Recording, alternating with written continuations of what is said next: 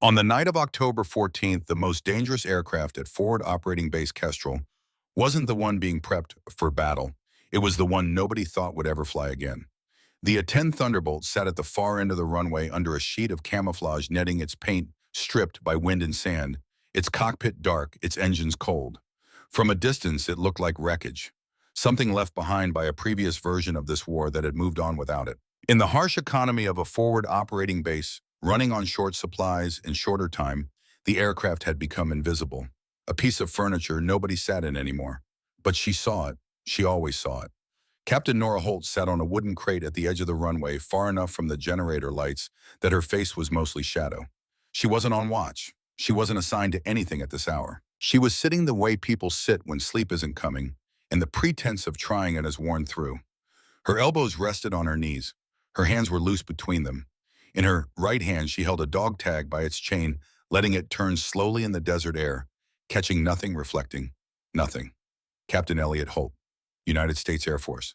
That was what the tag said, her father's name, her father's blood type. Her father's faith listed in the small abbreviation that military bureaucracy uses for such things. He had been a pilot, an F-16 driver out of Nellis Air Force Base in Nevada, where the desert looked almost like this desert if you didn't think too hard about the difference. His squadron had called him Steadfast, which was a call sign that told you everything about a man before he ever opened his mouth. He died in a training accident in 1998. Nora was 8 years old. She didn't remember the sound of his voice anymore. She had tried over the years to hold on to it, the way he said her name, the way he laughed at something on the television.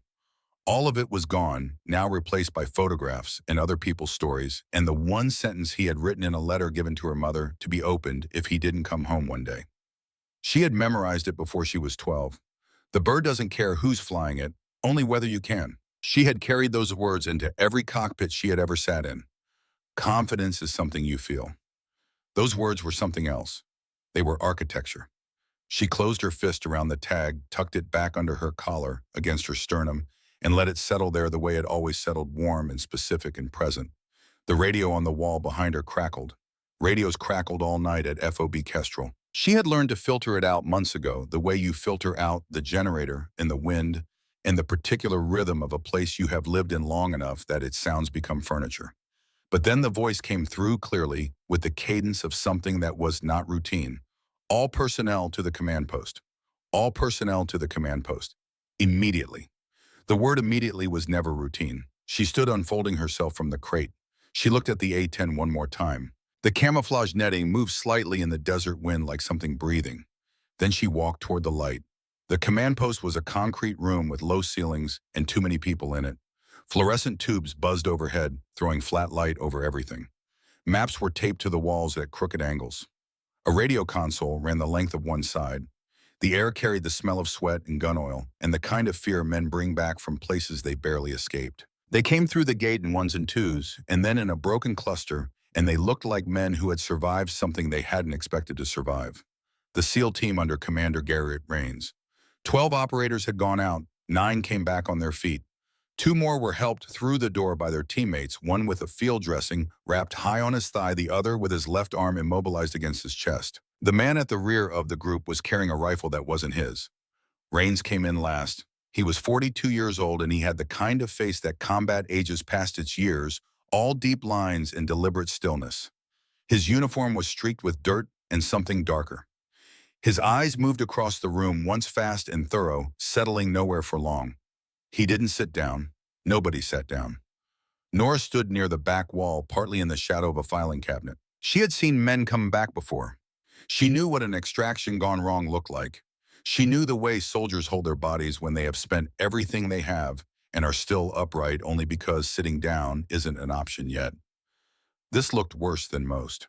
Rains let 30 seconds pass, long enough for the men to breathe, not long enough for them to stop moving.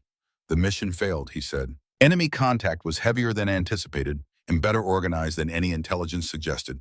They fought through 2 ambushes, a vehicle interdiction, and a coordinated pursuit that did not break off at the perimeter.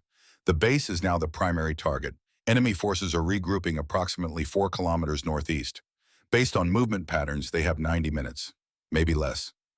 Nobody in the room made a sound. He looked at the radio operator. We have no air support assigned to this sector. The request has been filed, but not approved. We are not waiting for approval. Then he looked at the room. Any combat pilots here? The question landed flat and hard. It wasn't rhetorical. He was asking because he needed an answer, and he had run out of other options, and he was the kind of man who asked exactly what he meant. The room shifted. Operators exchanged glances. One of the wounded men against the wall adjusted his position carefully slowly. Nobody answered. Nora stood in the shadow of the filing cabinet. She felt the dog tag against her sternum. She thought about the runway, about the netting moving in the wind. She stepped out of the shadow. I can fly. The words were quiet. They crossed the room without effort. Every head turned. She stood still under the weight of it all.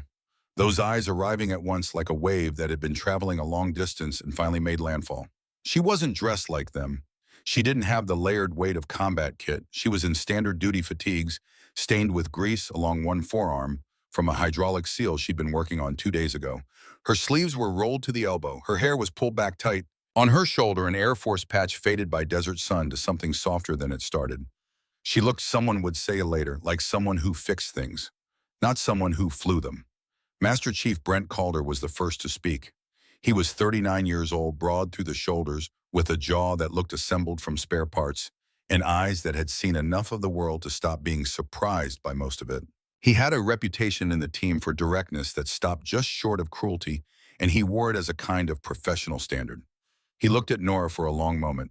With respect, he said, his tone carrying exactly the opposite of what the words claimed. You look like you maintain equipment, not fly it. Nora didn't look at Calder. She looked at Rains. You asked if there was a combat pilot in this room? There is. What you do with that is your call. Rains studied her, not on his face, behind his eyes. He had been measuring people his entire adult life, and he was very good at it, and he still wasn't certain. What do you fly? He asked. A 10 Thunderbolt. The room changed, not dramatically, not with sudden movement. It changed the way a room changes when the temperature drops 2 degrees. The quality of the silence shifted. Men who had been looking at her with dismissal looked at her with something else. Not belief, not yet, but the first fracture in dismissal, which is its own thing entirely. Every man in that room who had ever fought on the ground knew what an A-10 was. The Warthog, the flying gun. Ugly, slow, built like a tank with wings designed for exactly one purpose. Staying low, staying present, and delivering catastrophic force in support of the men on the ground. Its GAU-8 Avenger cannon fired at a rate that sounded from the ground like the world tearing. Soldiers who had heard that sound in dark places sometimes said afterward that they didn't believe in much anymore, but they believed in that. If this woman was what she claimed, she was the only thing in this building that stood between 90 minutes and a very bad ending. Calder wasn't ready to accept that. He crossed the room to the radio console and leaned over the operator's shoulder. The operator, reading the situation accurately, pulled up personnel files without being asked. The room waited. Calder's face didn't change while he read. That was the tell. Men like Calder changed their expression when what they found confirmed what they already believed. When it complicated things instead, the face went flat. His face went flat. He straightened and looked at Rains. She's on conditional flight suspension. 3 years running. She is not cleared to operate a combat aircraft. The room absorbed this. Nora absorbed it too, standing very still. Rains looked at her, not with accusation, with the attention of a man who wants to understand exactly what he is dealing with before he decides what to do about it. Afghanistan, Nora said. 3 years ago, close air support mission. I received orders from command to hold position and not engage. Political considerations at the chain of command level. I followed the order. She paused. Not for effect, because the next part cost something. 2 of your people died. The room went very quiet. It wasn't the silence of shock. Most of the men here had encountered the place where good orders met bad outcomes and the paperwork that follows. But hearing it stated that plainly by the person who had been at the center of it without apology or deflection was a different thing entirely. Calder's jaw set in a way that meant something specific. Not professional skepticism alone. Something running deeper than that with a name he hadn't spoken yet. Rains held it for a moment. Then he asked the question that no review board, no commanding officer, nobody in 3 years had asked her directly. Did you follow that order because you believed it was right, or because you were afraid? The room waited. Nora looked at him steadily. A long second passed. She let the silence hold the question. She had an answer. She was not certain the answer was one she could say out loud. yet not because it was shameful, but because it was still too close to the bone. Some truths need the right moment. This wasn't it. What her silence said instead was enough. Rains nodded once, as if a specific calculation had resolved. He looked at Calder. Take her to the aircraft. Calder opened his mouth. Rains didn't let him. Take her to the aircraft, he said again. Same tone. Final. The A-10 sat at the far end of the runway under the cold wash of two floodlights that had been angled away from it, pointed outward at the perimeter, as if the aircraft wasn't worth illuminating. Up close, it was larger than it looked from a distance. The fuselage was wide and flat-bellied, built without elegance, every line designed for function over grace. The paint had been stripped to bare metal in places along the nose. The wings were scarred by small impacts accumulated over years of flying through things aircraft aren't supposed to fly through. At the center of the nose, the barrel assembly of the GAU-8 Avenger protruded like the defining feature of a face. 30 millimeters, 7 barrels arranged in a rotating cluster. The gun was so large and so heavy that the engineers who designed this aircraft had built the rest of the plane essentially around it the way you build a house around a load-bearing wall. Nora put her hand on it briefly, not performing anything, just reacquainting herself with the thing that justified this aircraft's existence. She had used it 61 times. She remembered all of them. The crew chief, Staff Sergeant Wills, came around from the other side with the expression of someone professionally obligated to warn you against something. Captain, he said, there's a hydraulic issue in the right aileron actuator. Part's been on back order since June. She'll fly straight and level without complaint. But if you need hard maneuvering, especially pulling right, response will be degraded. How degraded is hard to say without testing under combat load. Nora listened with complete attention. Is the gun system intact? Yes, ma'am. Fully operational. She nodded. She pulled herself up the access ladder with the ease of someone who had done it 1,000 times. The cockpit smelled like every cockpit she had ever sat in. Hydraulic fluid and instrument plastic and something metallic that had no name, but that she associated at a level below conscious thought with being exactly where she was supposed to be. She settled into the seat. The harness went on from muscle memory. The control panel was dark. She found the battery switch and threw it. Nothing happened. She waited 3 seconds, giving the system time to find itself, then tapped the power distribution gauge with 2 knuckles. A habit from years ago with an aircraft that had a loose connection. A habit with no mechanical justification that she had kept because it had worked once. The panel flickered. Then slowly the instruments woke up. One at a time, the attitude indicator, the altimeter, the weapons management display, the HUD, each one coming online with a faint electronic tone, each one like a word in a sentence that was reassembling itself after a long silence. She ran through the full checklist, not the abbreviated version. Her hands moved through it with steadiness built from discipline rather than confidence. Confidence is something you feel. Discipline is something you do regardless of what you feel. Hydraulics. Partial. Right side degraded, confirming what Wills had said. Fuel. 62%. Enough. Weapons. The gun was live. Remaining ordnance was light 2 air-to-ground missiles and a partial cannon load, but it was there. She brought up the engine start sequence. On the ground outside, Calder stood with his arms crossed and watched the cockpit. Beside him, 2 of Rains's operators scanned the perimeter out of habit, though their eyes kept returning to the aircraft. Behind them, more men had gathered. Nobody had announced anything. Word had moved the way it moves in small, enclosed places through walls and across hallways into the ears of men who had been doing other things and stopped. They were all watching now. The right engine turned. Slowly at first, the turbine fighting against months of stillness and desert dust. It coughed, a sound like a large animal clearing its throat. A puff of exhaust pushed into the floodlit air. It kept turning, then it caught. The sound changed from effort to intention, the turbine spinning up through its range, finding its frequency, settling into the sustained roar of something generating real power. The runway trembled. Small stones near the engine intakes lifted and scattered. Calder uncrossed his arms. He didn't move. He didn't speak. He just uncrossed his arms and stood there. And that small thing said more than most speeches. The left engine followed faster than the right, as though the aircraft had learned something from the first one. The sound doubled, thickened, became something felt in the sternum rather than merely heard. Inside the cockpit, Nora confirmed her displays. Green across the board, except the right hydraulic indicator sitting at 63%. She filed that number, moved on. She keyed the radio. Control, this is Valkyrie. Systems are up, engines are hot, requesting clearance for immediate taxi. The radio operator looked up at Rains. Rains looked at the radio for 1 second. Clear her, he said. What nobody in the room forgot afterward, what men would mention years later in conversations that had nothing to do with this night, was the sound of that aircraft taxiing down the runway of FOB Kestrel in the dark. The A-10 didn't move like a sleek thing. It moved like what it was, heavy and purposeful, and completely indifferent to how it looked, the cannon at its nose, catching the light as it turned. Rains stood in the doorway of the command post and watched it go. Beside him, Calder stood with his arms at his sides. Something in his face was moving. Not dramatically, not a sudden revision. The first movement of one. He had a reason to hate this woman. His nephew, Danny Calder, 24 years old, first deployment. A boy who had followed his uncle into the teams with pride that was embarrassing in its openness, who had called Calder from a staging area in the weeks before the Afghanistan mission to say he was scared, and who Calder had told what he always told young operators: "Good, that means you're paying attention." Danny had paid attention until a night in a valley when the air support held position and did not engage on orders from somewhere above the situation, and he had died there with that lesson still in him. Calder understood technically that the pilot on that aircraft had followed orders. He understood the chain of command with the thoroughness of a man who had built his life inside it. He still stood there. He was still watching. And then Rains said something quietly enough that only Calder heard it.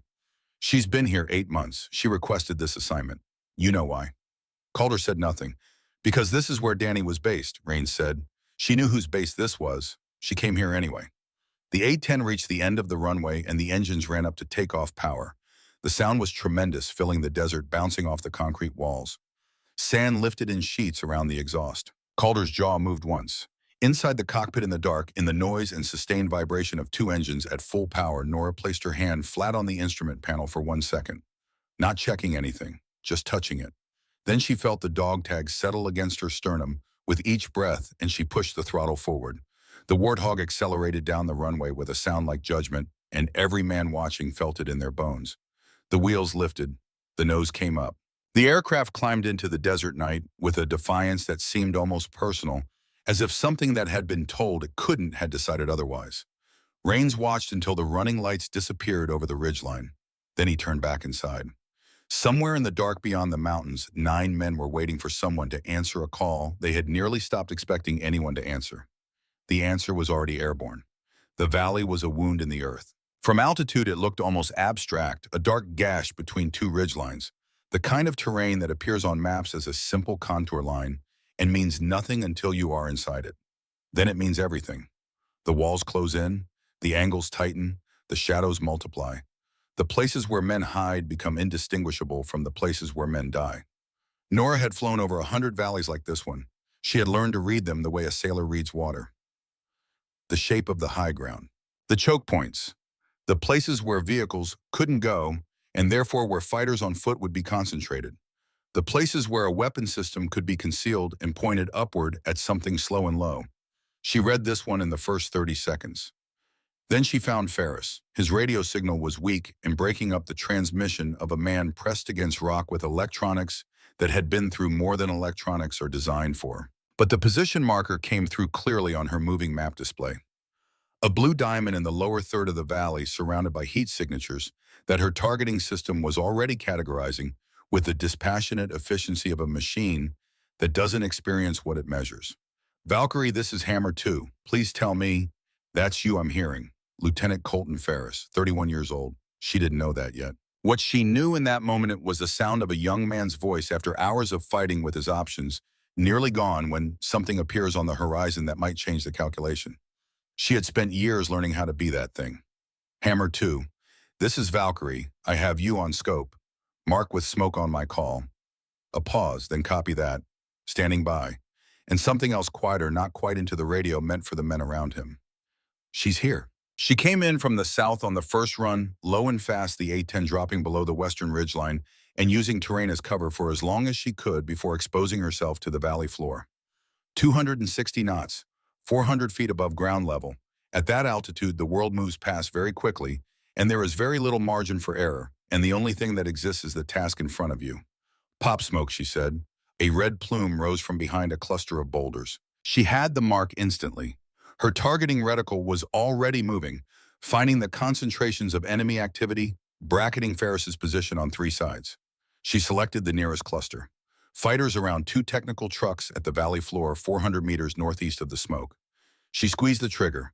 The GAU-8 fired for 2 seconds. From the ground, survivors would describe the sound differently over the years, like a chainsaw the size of a building, like the earth deciding it had a grievance.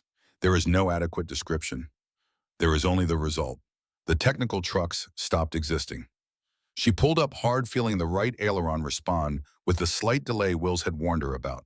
A quarter-second lag. Not dramatic. She filed it and continued climbing, banking left to come around. Below, Ferris came up on the radio. His voice had changed. The flatness of exhaustion was still there, but something had come in underneath it. Direct hit. Northeast position destroyed. Enemy personnel dispersing. Valkyrie, they're pulling back from the eastern approach. Can you cover the ridge?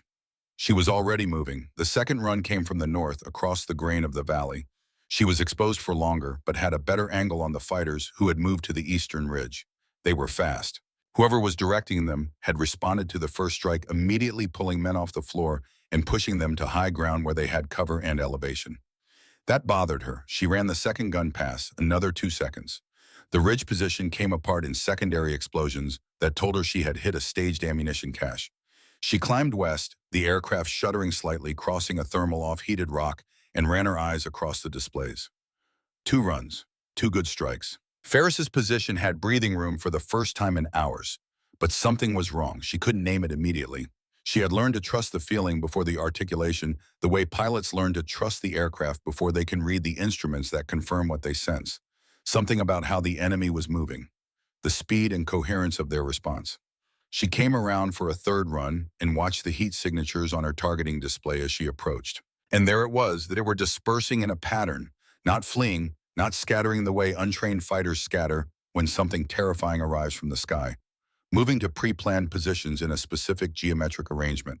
3 clusters, equidistant, oriented to cover the most likely attack angles of a low-flying, fixed-wing aircraft in close air support operations. She had seen that arrangement once before, in a classified training document, one that described counter-CAS tactics developed by Special Operations Command for training partner forces on how to survive air attack. That document was not something any local militia should have access to. That arrangement was not something any local militia would know to execute under fire. She keyed the net, not to Ferris, to Rains at base. Hammer 1, this is Valkyrie. The enemy dispersal pattern down here is not organic. They are executing a formal counter-CAS protocol. Triangle formation, pre-designated rally points covering angles. This is trained behavior. Someone with access to special operations doctrine is running these people. A pause, not hesitation. The pause of a man fitting new information against everything else he knows. Say again on the protocol. She described it precisely. 3 reference points. Spacing, orientation relative to her attack vectors. Another pause longer. Back at the command post, Ferris had patched through to base during a brief window of cover. He came on the channel now. Valkyrie Hammer 2. We intercepted a command frequency about 20 minutes ago. Couldn't make sense of it. It was in English. She was already banking for the 4th run. English, she repeated. American English, he said. Not accented, not translated. Someone on that frequency was giving tactical instructions in American English. I thought the radio was cross-channeling. But if what you're describing about the formation is right, he didn't finish the sentence. He didn't need to. She came in on the 4th run, and this time they were ready for her differently.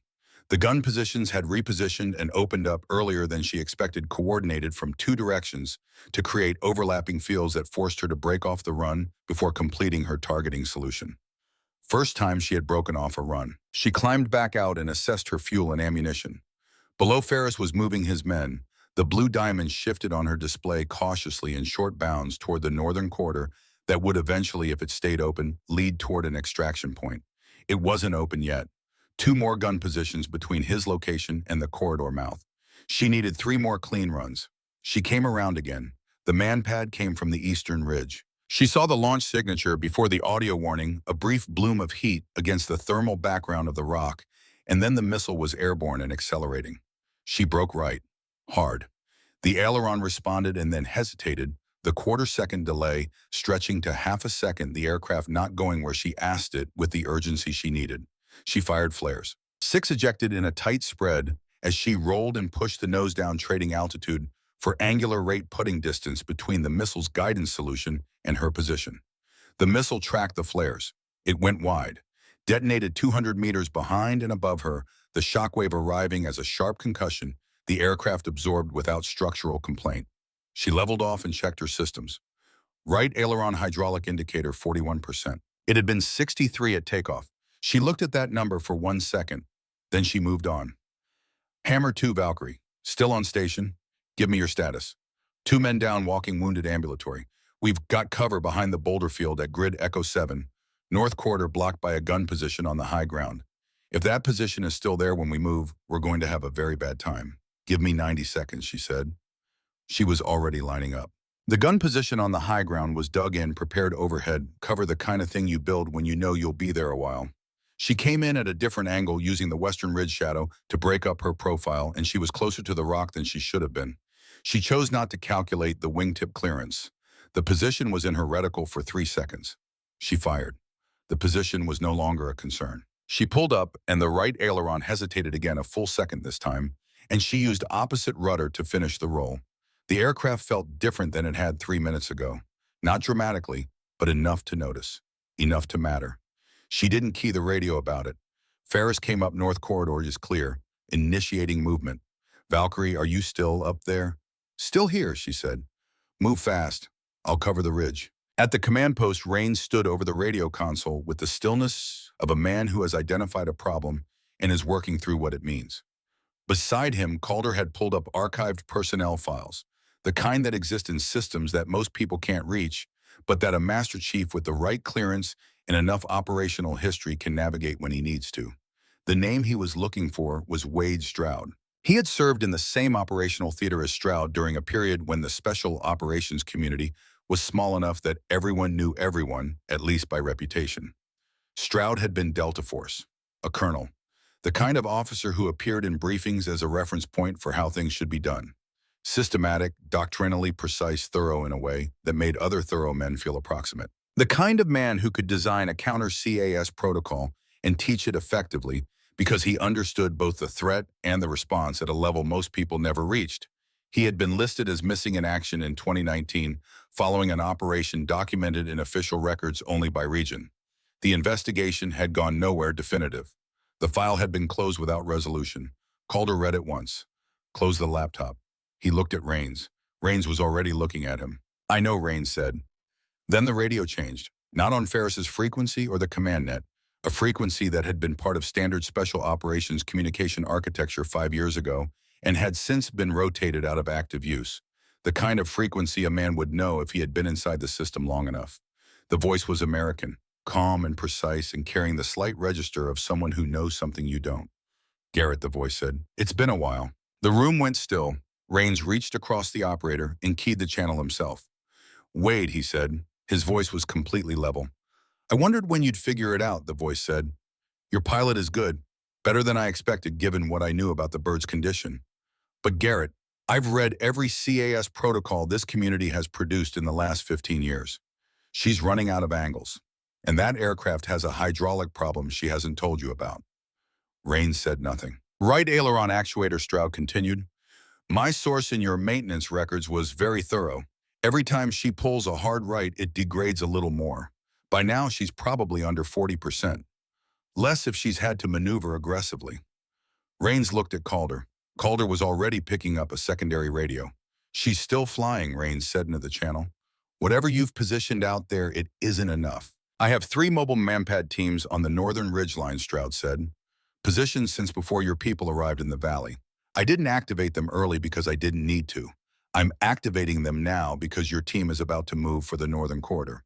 When they do, those teams will fire 3 missiles simultaneously from 3 different bearings. Your pilot can defeat 1.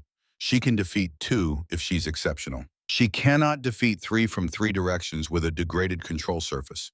There was something in his voice worse than cruelty. The precision of a man who has done the math carefully and arrived at a result he finds satisfying. Tell her to go home, Garrett. Let your people on the ground find their own way out. Nobody else has to get hurt tonight. Rains held the channel open for a moment without speaking. Then he released the key and looked at the operator.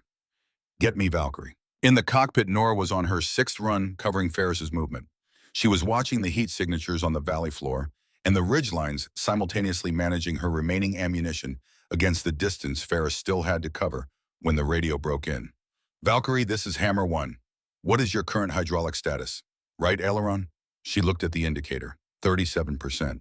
Degrading with each maneuver, his voice came back without pause. I need you to listen to what I'm about to tell you. He told her about Stroud, the three man-pad teams on the northern ridgeline. What Stroud had said, all of it in the flat, precise language of a man who believes people depending on him deserve complete information, however unwelcome. She processed it while flying. The aircraft does not stop requiring attention because you have received news that requires it too. Both things are true simultaneously, and you hold both, and you keep flying. Ferris's blue diamond was moving. He was 2/3 of the way to the corridor mouth. She checked her ammunition display. Enough for 4 more runs at full duration. She did the arithmetic on 3 missiles from 3 directions with 37% hydraulics. She arrived at the honest answer. She kept it to herself. Hammer 1, she said. Ferris is moving. He'll be at the corridor mouth in approximately 4 minutes. If those manpad teams are on the northern ridge, I need their positions before they know I know. Can your radio operator triangulate the command frequency emissions? A pause, then, already working on it. Keep Ferris moving, she said. Don't slow him down. Don't tell him about the ridge. I need him committed to the corridor before I can clear it. And what about you, Rains said. She thought about her father. About what it must have felt like to be in a cockpit with a failing system and understand what was coming and fly it right up to the boundary. About the choices you make when the rule book runs out and what's left is just you and what you are. I'll be where I need to be, she said. Below Ferris reached the corridor mouth. He moved his men through in pairs using rock formations on either side for cover pushing north. He keyed the radio as the third pair cleared the entrance. Valkyrie, Hammer 2. We're in the corridor. It looks clear. Tell me you can keep it that way. She was already climbing to altitude. The triangulation data came through from the radio operator at base. 3 bearing lines intersecting on the northern ridgeline in 3 distinct clusters. 3 teams, spaced approximately 400 meters apart, positioned exactly where Stroud had described. She could feel the right aileron in every small correction. Not painful, just present. Like an old injury that doesn't stop you, but doesn't let you forget it either.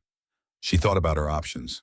Then she came in from the west low, and she didn't fire flares, and she didn't brake, and she let the first team see her and track her because she needed them tracking her instead of the men in the corridor below.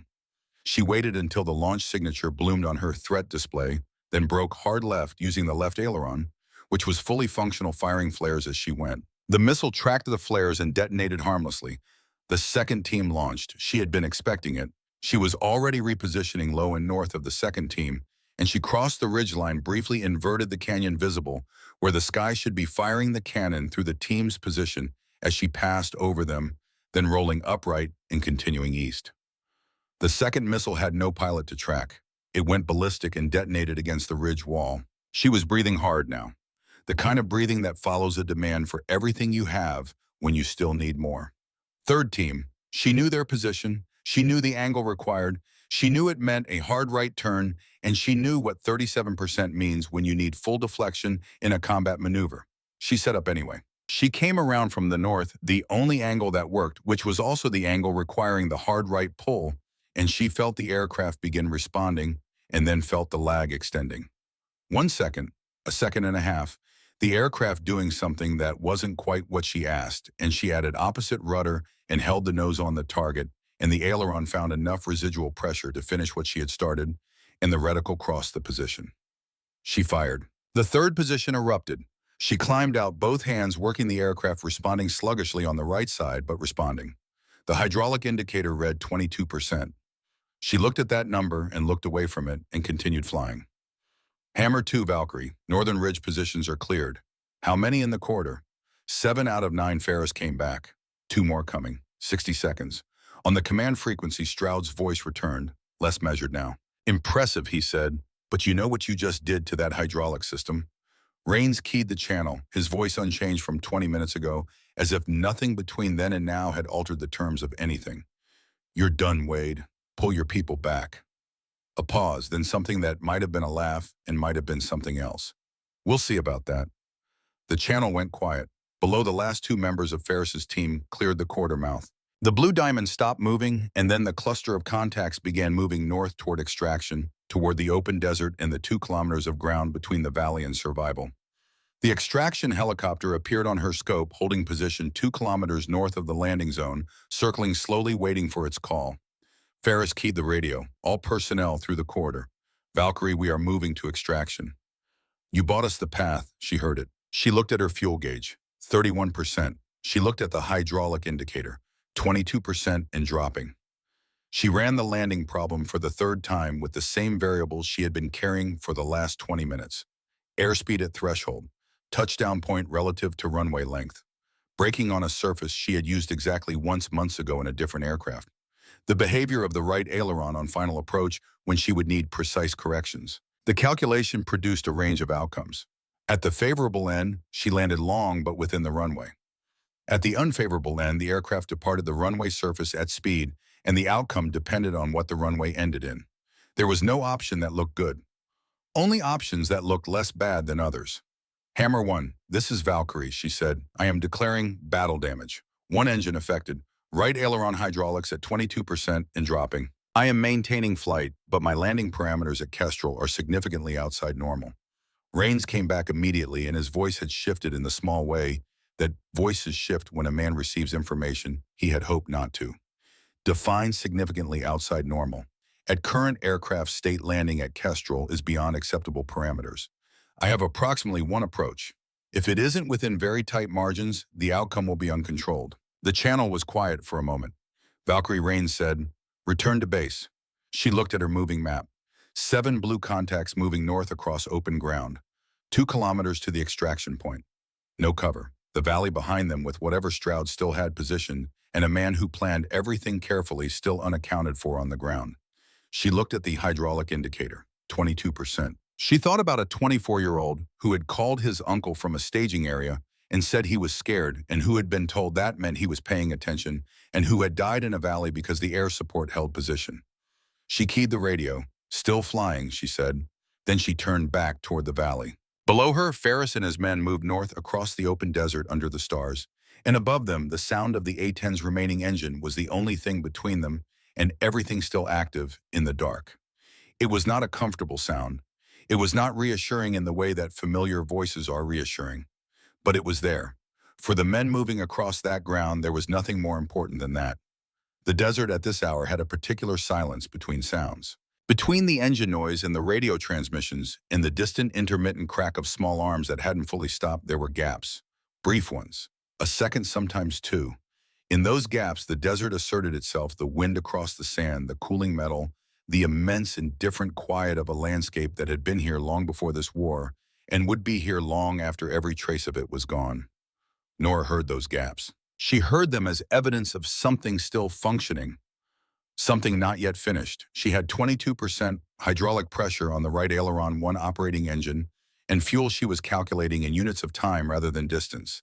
She was flying a slow, deliberate orbit above the northern approach, watching 7 blue contacts move steadily across open ground toward the extraction point. The orbit was wide enough to maintain situational awareness of the ridgelines, tight enough to respond within 30 seconds if something came out of the dark at the men below. She had been flying a long time.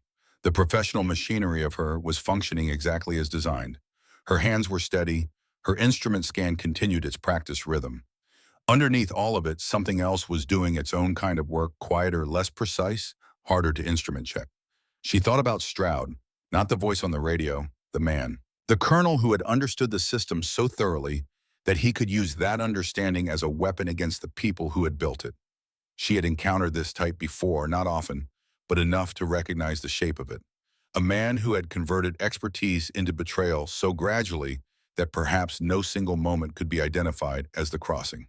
What drove that conversion was something she had never fully understood and didn't need to. What she needed was his position. He was still out there. 3 manpad teams destroyed their command element, presumably dispersed, but Stroud himself had been on the radio, and a man like that would have built himself a position with the same care he brought to everything else. Sight lines and overhead cover and multiple exits, and a location that the obvious tactical analysis would overlook. She ran the terrain in her memory. The southern end of the valley had a dry creek bed she had noted on her first pass running east toward a rock formation that would provide overhead concealment and a line of sight across the corridor approach. High enough to observe, low enough to hide. close enough to the creek bed for a rapid exit. She adjusted her orbit southward. Her targeting system wasn't designed for locating a single human being, but it detected heat, and a man with communications equipment in a position he had occupied for hours generating a consistent signal would be measurably warmer than the rock around him. She was looking for slightly warmer than rock. She found it on her third adjusted pass, a cluster under an overhang at the southern formation. 3 or 4 signatures, located in shadow that would make them invisible from any angle, except the one she happened to be using because she was managing her orbit to keep her compromised aileron away from the terrain. She looked at the cluster for a moment, then she keyed the command net, Hammer 1. I have what I believe is a command element. Southern end of the Valley Rock Formation at the dry creek bed eastern face. 4 heat signatures under an overhang. No weapon signatures. Communications equipment consistent with a command post. Rains came back inside 3 seconds. Confidence level. She considered. Not certain, but it fits. His profile fits the terrain, and it's where I would be if I were him and I needed to see without being seen. A pause. Then I have 3 men I can move there in 15 minutes. Can you maintain until they arrive? She looked at her fuel. 34%. Her engine instruments. The right aileron indicator now at 19%. I can hold, she said. Ferris came up on the net. His team had covered another quarter kilometer. The extraction landing zone was less than a kilometer ahead. She could see the faint infrared signature of the extraction helicopter holding position to the north. Valkyrie Hammer 2. We're moving good. How much longer do you need? A pause from her very brief. As long as you need, she said. She heard what happened in his silence before he acknowledged. She had worked with enough ground units to know what that particular pause meant. The pause of someone who understands more than they've been told. Copy that, Ferris said. Moving. Rains put his 3 men in motion toward the southern formation. He didn't ask Nora to engage the position. She understood without being told. A court-martial required a live defendant. A dead Stroud was a file that went nowhere. She maintained her orbit. 19% held for 6 minutes, then 17. The right aileron had become something she was managing rather than using responding when she asked, but with the reluctant delay of something that had given most of what it had. She adjusted her technique to compensate using the rudder more than usual, keeping bank angles shallower, accepting a wider orbit than she preferred. The A-10 accommodated all of this. She had always found something honest about this aircraft, its willingness to keep working inside degraded conditions, its structural stubbornness in the face of things that should have grounded it. It had been designed by people who understood that combat aircraft need to absorb punishment and continue functioning, and they had been right about that in a way that was still saving lives decades after the first design was drawn. She had not named this aircraft. She had not been permitted to fly it, and therefore it had not been hers to name. She was naming it now, in the only way that mattered. The radio burst from Rains came at the 14-minute mark. Valkyrie, we have eyes on the position. Confirmed 4 personnel.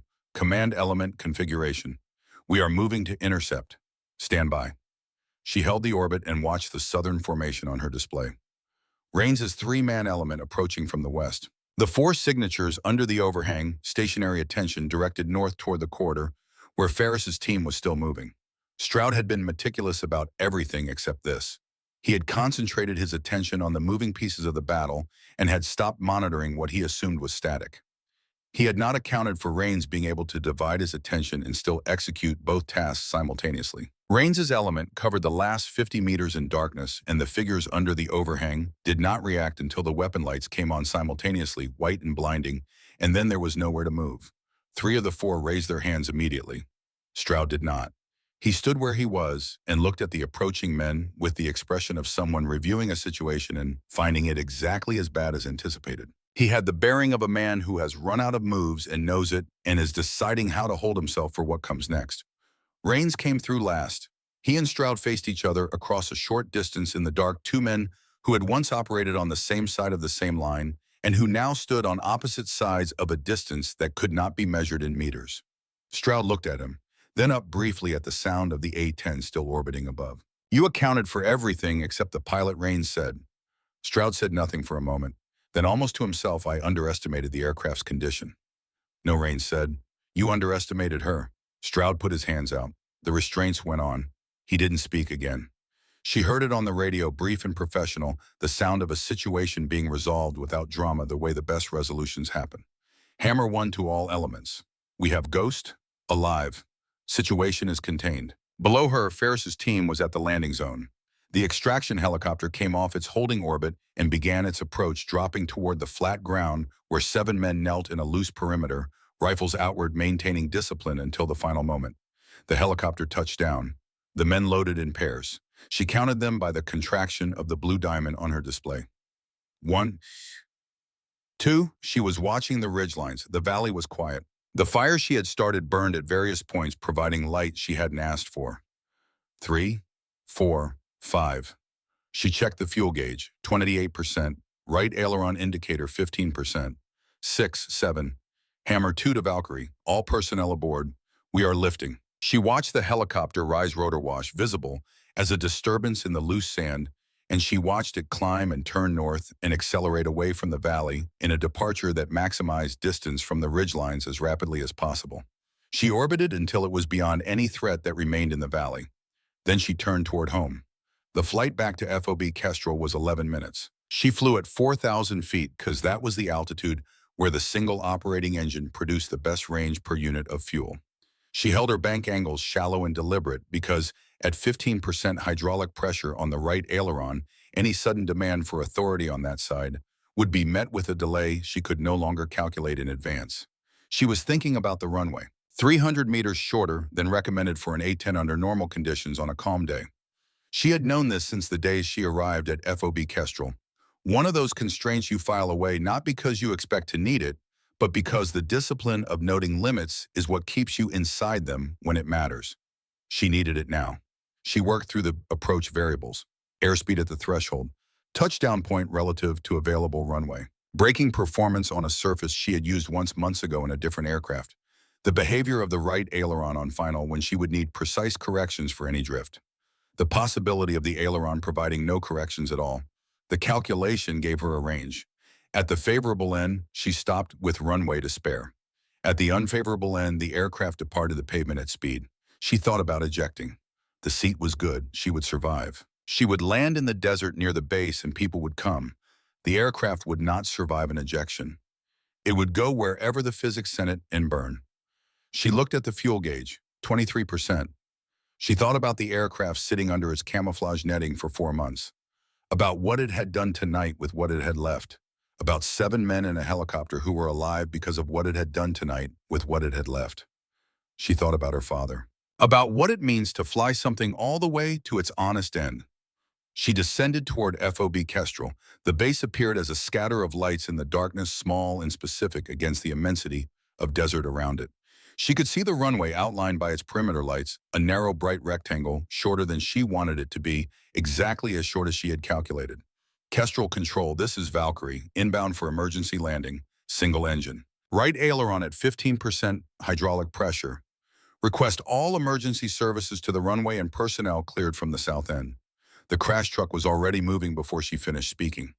She set up her approach from the north, giving herself the longest possible final to stabilize speed and configuration. Gear down, 3 wheels solid. She flew the threshold at 145 knots, 5 above her normal speed, because she wanted energy she could manage rather than energy she didn't have. At half a mile, she was on glide path, speed stable, tracking the center line within acceptable margins. Then the right aileron shifted without her input. A small, uncommanded movement as the hydraulic pressure fluctuated the surface, finding a slightly different position, and the aircraft began drifting left off centerline. She corrected.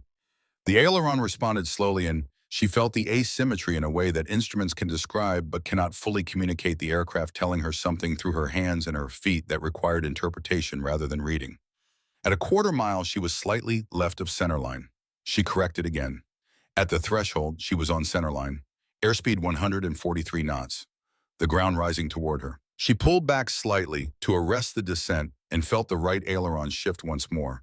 Another small deviation in the pressure, and she held what she had and she flew it onto the runway with everything she had left. The main gear touched, hard, harder than she wanted. The nose came down fast and she was on the brakes. The aircraft moving very quickly down a runway that was shorter than it should be, the end of the pavement advancing in the landing lights, and she was slowing but not fast enough, and then she was slow enough. The aircraft stopped with the nose wheel 8 meters from the end of the pavement. She sat in the cockpit without moving for a moment. The engine was still running. She shut it down. The sound wound down through its range, and the silence that followed had weight to it, the specific gravity of something that has been very loud for a long time and has finally stopped. She pulled the harness release. She took off her helmet. She sat for one more second in the dark cockpit of an aircraft that should not have flown tonight and had, and then she climbed down the access ladder and her boots found the runway, and the runway was solid beneath her. The crash truck was there. Two medics came forward immediately. She waved them off, not unkindly, and they fell back to a respectful distance. She turned and looked at the aircraft. The nose had come to rest just short of the runway's end. The fuselage carried the evidence of the night along every surface that had been exposed to it. Battle damage along the left wing root, hydraulic fluid weeping from behind the right aileron. The paint around the engine intakes darkened by exhaust. The camouflage netting was gone, shed somewhere in the night along with everything else that had been unnecessary. It looked like what it was. An aircraft that had been to a hard place and brought itself and its pilot back. She heard boots on the pavement, multiple sets, coming from the direction of the command post. She gave herself 3 seconds, not for composure, for the internal arrangement that precedes whatever comes next, placing things in their proper order, knowing clearly what she had done and what she had chosen and what it had cost and holding all of it without flinching from any part. She turned around. Rains was in front, Calder to his left. Behind them, the men of the team, most still in their kits, some with fresh field dressings, all of them on their feet, all of them present. Rains stopped 3 feet from her. He looked at her with the kind of attention that takes in more than it appears to, that is seeing the aircraft behind her and the night behind them both, and the specific weight of what had just occurred in this desert and what it had required. He looked down briefly at her chest. The dog tag had come free of her collar during the landing.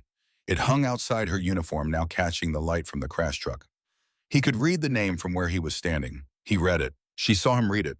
She saw him recognize not just the name, but the rank and the branch and the implicit story of a pilot who carries her father's identification into every cockpit. He said nothing about it. He looked back at her face. Then he saluted. Not a casual salute, not the automatic gesture of rank acknowledgement that passes between officers without meaning much. The deliberate, held salute of a man who has decided this is the correct and only correct response to something that has no other adequate response. She returned it. Crisp. Equal. Then a vehicle arrived from somewhere inside the base perimeter. The man who stepped out had the specific energy of someone discharging a duty he finds personally uncomfortable, but professionally non-negotiable. He was a major, JAG branch. He had a folder under his arm, and he walked with the care of someone aware of exactly what he was walking into. Captain Holt, he said, I'm required to inform you that as of this moment, you are subject to formal investigation for violation of conditional flight suspension, unauthorized operation of a military aircraft, and operation of an aircraft outside approved airworthiness parameters. You are not under arrest, but you are required to present yourself for formal questioning beginning at 0800. The group that had walked out from the command post absorbed this. Nora said, understood. Nothing else? No defense? No appeal to outcomes or circumstances, or the reasonable question of what the alternative would have been. Understood, and the implicit acknowledgement that she had known this was coming before she pushed the throttle forward, had chosen anyway, and that the choosing and the accounting for the choosing were not separate things, but the same thing experienced in sequence. The major nodded and returned to his vehicle. A silence settled over the group. Then Calder moved. He had been standing to Raines's left, slightly back from the front of the group in the position he habitually occupied. Far enough to see everything, close enough to act when needed. He had been in that position since she turned around, and she had been aware of him the way you are aware of a specific weight in a room, not because it announces itself, but because of what it represents. He reached into a pocket on his kit and produced a single folded sheet. Standard field documentation paper, the kind used for incident reporting. It had been filled out in the compressed, careful handwriting of a man who writes slowly because he means what he writes. 2 lines, a declarative statement of witnessed events, his name, his rank, at the bottom his signature. He had not written this in the last 5 minutes. He had written it during the flight back before the landing, before the outcome was certain. He held it out to Nora. She took it. She read it. She folded it along the existing crease. Raines produced a pen and signed below Calder's name without ceremony. He passed the pen to the operator beside him, who signed, and then it moved through the group the way things move through groups of men who have arrived at a collective decision without a vote being called, without instruction, without hesitation.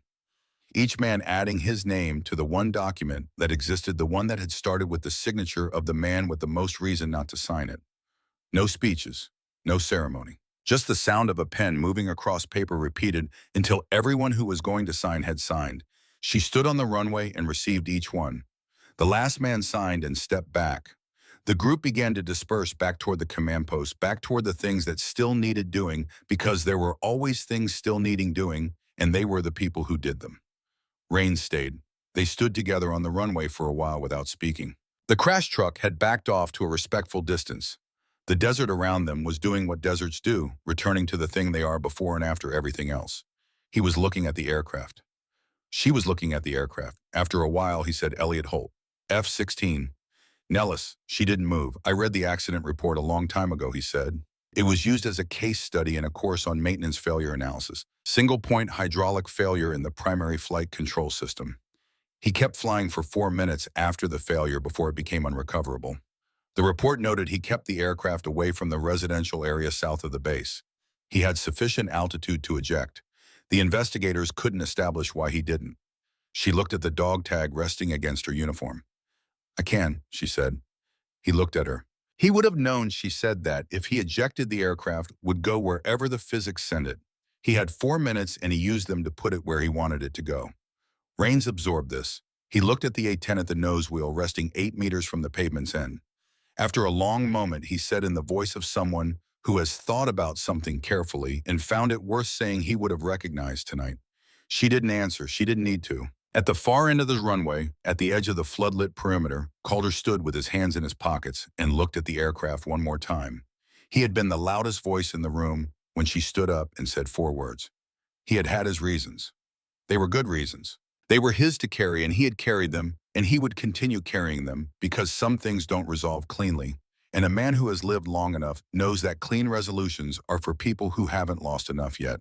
But he had also watched what she did with that aircraft in that valley, 1 engine and a dying control surface, and ammunition she rationed, and judgment she spent with the precision of someone who understood that every decision in a cockpit is a commitment, and every commitment has a cost. And the only question worth asking is whether the cost is worth paying. He had watched all of it. He had written his name first. Ferris's extraction helicopter touched down at a secure base 40 minutes north of Kestrel, and when the men stepped off and someone asked him later to describe the night, he found he didn't have the right words in the order they needed to be in. He had tried a few times over the following weeks. It always came out smaller than the thing itself. What he kept coming back to was a moment in the corridor, moving north through rock and smoke, with 6 other men who were all running low on everything, and the sound of the A-10 above them. 1 engine instead of 2, which everyone on the ground could hear clearly, and a young operator beside him who stopped for exactly 3 seconds, which was 3 seconds nobody had, and looked up. "She's still up there," Ferris said. The young operator looked at the sky, at the dark silhouette still orbiting above them in the dark. "Of course she is," he said. Then they moved. The court-martial convened 11 days later. What the official record shows about its outcome is available to anyone who knows where to look. What the record does not show is the weight of a folded piece of paper in the hand of a woman standing on a dark runway at the end of something very long. Or what it means that the first signature on that paper belonged to the man who had the most personal reason not to sign it, who had written it before the landing, before the outcome was known, before any of the arithmetic had resolved in her favor. He had written it when she was still in the air with 1 engine and 15% of a control system and a runway that was 300 meters shorter than it should have been. He had written it then.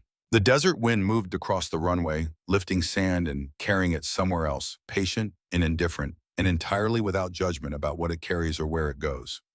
Nora tucked the dog tag back under her collar. She thought about her father, about what he had done with 4 minutes in a failing aircraft, and what she had done with 90 in one, and she thought that the word for what connected those two things was not legacy or inheritance or any of the words people use for such things. The word was simpler than that. Choice. She walked toward the light. Behind her, the A-10 sat in the desert, nose-down engines, cold its camouflage netting long gone. In the morning, someone would come with a tow vehicle and a maintenance team, and they would assess what it needed and how long it would take and whether the parts were available. They would write reports. They would file documentation. They would do all the things that institutions do to account for what happened to their equipment and their people. None of that would capture what the aircraft had done that night with what it had left. But the men who had been in the valley would know. The ones who had doubted, and the ones who had believed, and the one who had written his name on a piece of paper before the outcome was certain. They would carry it the way soldiers carry the things that mattered most. Not loudly, not in the language of ceremony, in the particular weight of knowing something that cannot be reduced to a sentence without losing what made it true. She walked toward the light, and behind her the desert was the desert, and above her the stars were where they always were, and the A-10 sat at the end of the runway in the dark like something that had given everything it had and was resting now. The bird doesn't care who's flying it, she had flown it. That was enough.